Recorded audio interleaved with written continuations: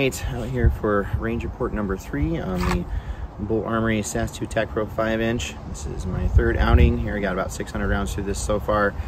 First range report had quite a few failures. Second one only had 2. Each time it seems like it's the first mag that is an issue, and then kind of halfway through shooting. So see how this 3rd range report goes. Currently I'm going to be shooting just some bulk LAX 124 grain full metal jacket round nose. So see how it goes.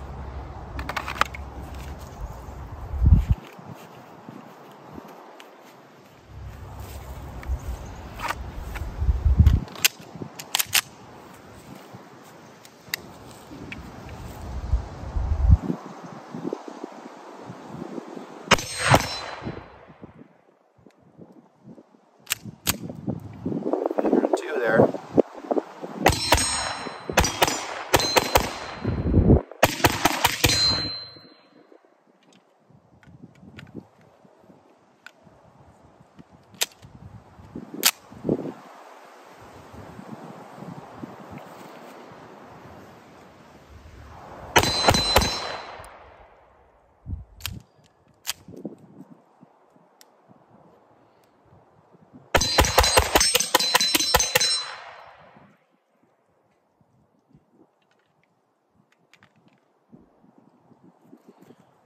Failures. First 2 mags. Not a good start. Alright, gonna go ahead and kind of compare this to my Prodigy here, just to have a comparison with fast shooting and go from there. As I always say, go from there.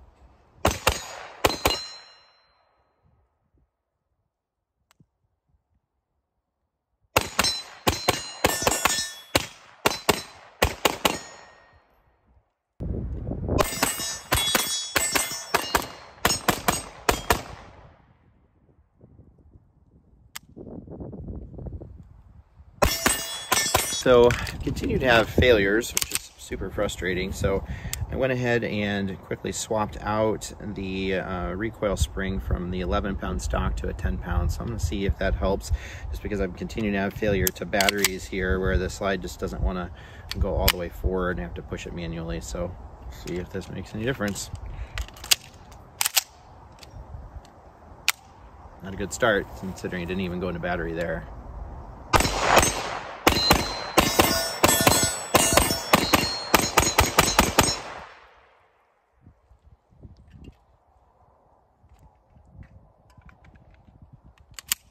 Ran well after I pushed the slide forward on the rack, but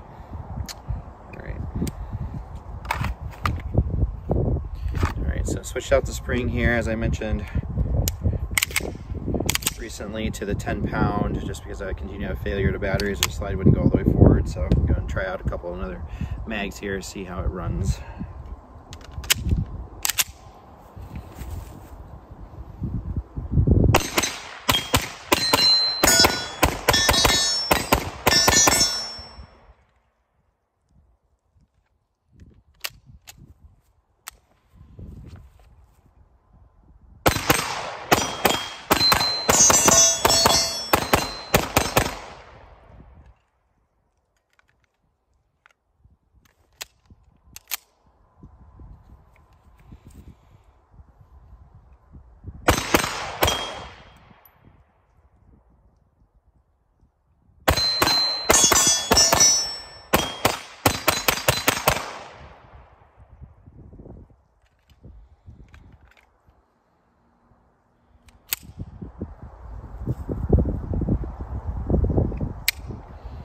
What's interesting, it's like 2 times now I went to pull the trigger and it hasn't activated, and again, I don't know if it just felt like it didn't pull like it should have, or if the trigger's catching. I've been previously looking to see if maybe it's catching on the half cock position. When I swapped out the trigger shoe, I ensured that the over travel screw was not too far in. I'm trying to see if I'm catching anything here, which doesn't seem like I am, so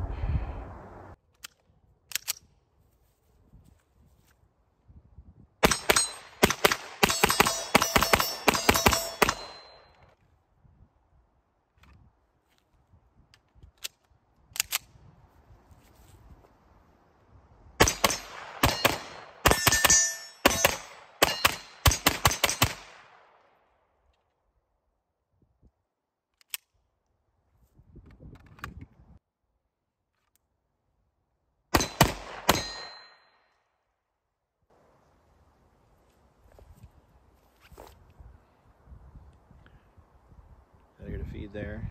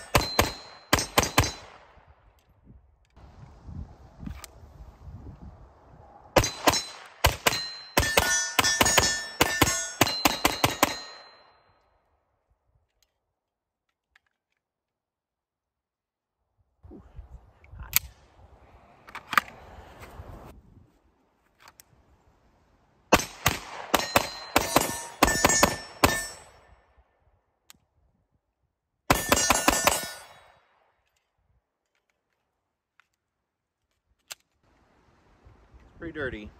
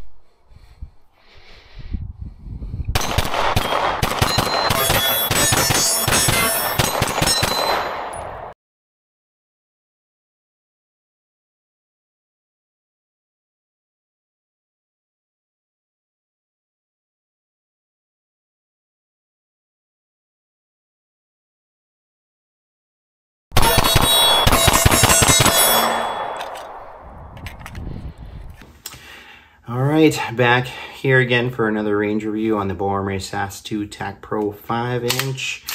This is my third review. I considered the 1,000-round range review. Had a chance to go back out to the outdoor range today, hoping for a little bit better results than I had with the first two outings. And as you guys could see, it wasn't great. Had a number of failure to feed and failure to battery events, both early on with the first mag, which seems to be a consistent trend, as well as kind of throughout shooting. Most of the events did seem to involve the slide partially coming forward and then getting kind of stuck here, and I'd have to manually advance the slide with my thumb to get the round back into battery. A couple times I did have more significant failures where I would actually have to fully rack the slide to get the round to clear. The other thing I actually noticed while shooting, especially with rapid successive shooting, was what appeared to be the trigger failing to actually activate and drop the hammer.